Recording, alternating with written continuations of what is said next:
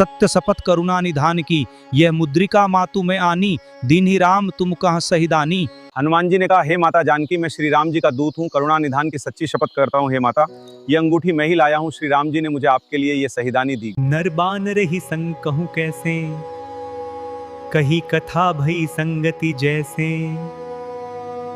सीता जी ने पूछा, नर और वानर का संग कहो कैसे हुआ। तब हनुमान जी ने जैसे संग हुआ था वो सब कथा कही।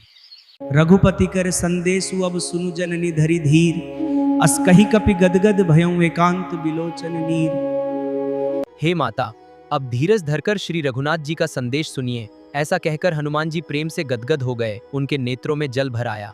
कहे राम वियोग तव सीता, मो कहूँ सकल भय विपरीता। नवतरु किसलय मनहु कृशानु, काल निशा सम निशि शशि भानु। हनुमान जी बोले, श्री रामचंद्र जी ने कहा है कि हे सीते तात, तुम्हारे वियोग में मेरे लिए सभी पदार्थ प्रतिकूल हो गए हैं। वृक्षों के नए नए कोमल पत्ते मानो अग्नि के समान, रात्रि काल रात्रि के समान, चंद्रमा सूर्य के समान। सुनहु मातु मोहि अतिशय भूखा, लागी देखी सुंदर फल रूखा। सुन सुत करहि विपिन रखवारी, परम सुभट रजनी चर भारी। हे माता सुनो, सुंदर फल वाले वृक्षों को देखकर मुझे बड़ी ही भूख लगाई है। सीता जी ने कहा, हे बेटा सुनो, बड़े भारी योद्धा राक्षस इस वन की रखवाली करते हैं।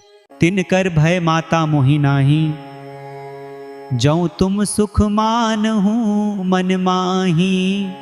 हनुमान जी ने कहा, हे माता, यदि आप प्रसन्न होकर आज्ञा दें तो मुझे उनका भय तो बिल्कुल नहीं है।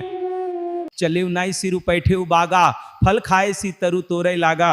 रहे तहां बहु भट रखवारे, कछु मारे सी कछु जाई पुकारे।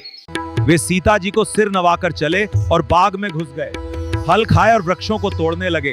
वहां बहुत से योद्धा रखवाले थे।